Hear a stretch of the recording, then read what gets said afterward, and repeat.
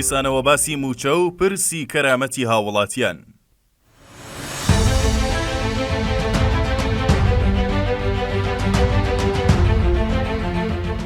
با لەوە گەڕێنکە لە ئێستادا ئیتر پرسی بوجە و موچە لەلایەن بەغداوە بۆتە پرسێکی تەواو سیاسی و لە ڕێگەیان پرسەوە بە ئاسانی و باشکرا سوکایەتی بەدەسەڵاتی سیاسی هەرێمی کوردستان دەکرێت و پێستگەکانی تەسلیم بوون و ملکەچی دەسەڵاتی سیاسی ئاوەڵایە. هەروەها ئاستی بێزاری خەڵکیش لەم دەسەڵاتە بە تەواوەتی بەرز بۆتەوە و تەنانەت ترازانی ئەم کیانەشی خێراتر کردوتەوە. با لەوەش گەڕین لە ئێستادا ئیتر بۆ هەمووان ڕوون بۆتەوە ئەم پرسە جیالەوەی کێشەی بۆ ژیانی خەڵکی ئاسایی دروست کردووە، هاوکات گەشەی ئابووریشی لەرزۆک و لاواز کردووە و لە هەندێک ڕووشەوە وەستاندوویەتی. بەڵکو بە تەواوەتی تەنگ و دەوری بە خەڵک تەنیوە و تەنانەت واشی کردووە کە دەرهاویشتەی مەترسیداری لەسەر ڕوانگەی خەڵک سەبارەت بە دەسەڵاتی کوردی هەبێت و ڕۆژ بە ڕۆژیش ئەو دەرهاویشتانە ڕوو لە زیاد بوون دەکات. بەڵام ئەوەی لێرەدا گرنگە ئەوەیە لە کاتێکدا ناوچەکە بەرەو گۆڕانکاری سیاسی سەیر و خێرا هەنگاو دەنێت و داهاتووی کۆی ناوچەکە بەگشتی و کورد بە تایبەتی لە مەترسی وەگەری زۆردایە لەم کاتەدا کە کورد پێویستی بە کۆدەنگی هەیە و دەسەڵاتی سیاسی هەرێمیش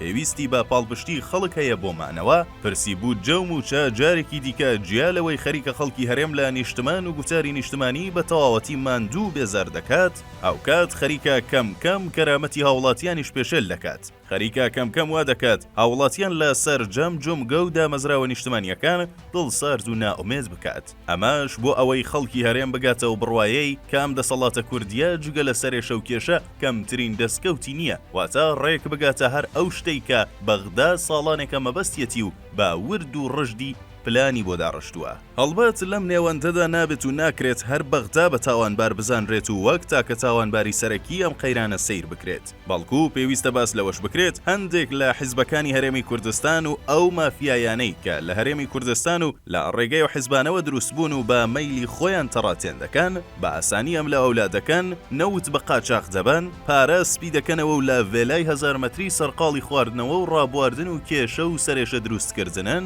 ئاوکاتیش لەو پەڕی هەلپەرستی سەرقاڵی ڕێککەوتنی ژێربەژێرن لە پێناو بەرژەوەندی حزبی و تاکە کەسی خۆیاندا و بە ئاسانی خۆڵ دەکەنە چاوی خەڵک تاوانباری سەرەکین. بۆیان سەختە بۆ خەڵکی هەرێمی کوردستان کە ڕۆژانە هەست بە کەرامەتشکێنی و چاواشەکاری و درۆ و دەلەسەی بەردەوام دەکەن بتوانێت بەم هەناسەوە لەگەڵ ئەم دۆخەدا هەڵ بکات و هیوای با داهاتوو هەبێت. هەر لەبەرم شتانەیە کە دەکرێت بڵێن حزبی کوردی لە ڕێگەی دەست بە سەراگرتنی سەر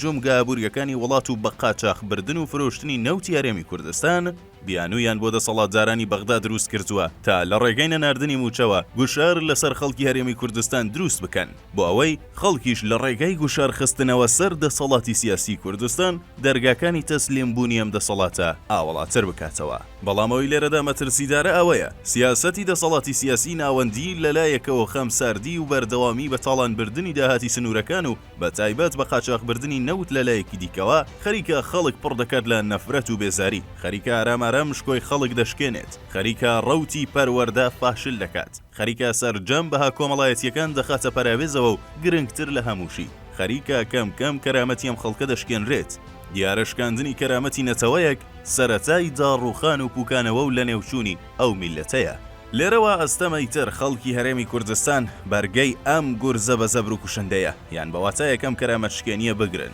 بۆیە دەبێت لایەنەکانی ترواز لە بەتاڵانبردنی سامانی ئەم نیشتمانە بێن و لە ڕێگەی ئەشتەوایی لەگەڵ خەڵک بە شەفافکردنی پرسی داهاتەکانی سەر سنوور ئەم کێشەیە بە یەکجاری و بۆ هەمیشە لە ڕێگەی دانوستان لەگەڵ بەغدا چارەسەر بکەن، چونکە لە گەری درێژە پێدانی ئەم ڕەوتە و بەتاڵانبردنی سامانی خەڵکی هەرێمی کوردستان بە دڵنیاییەوە پڕیشکی ئەم کەرامەتشکێنیە نێوچاوانی ئەم دەسەڵاتش دەگرێتەوە. ئیتر لەو کاتەدا دوور نییە ئەو جارە خودی خەڵکی هەرێم لە بری دەوڵەتی ناوەندی ئەم دەسەڵاتە بەرەو لێواری هەڵدێر و ڕووخان بەرێت.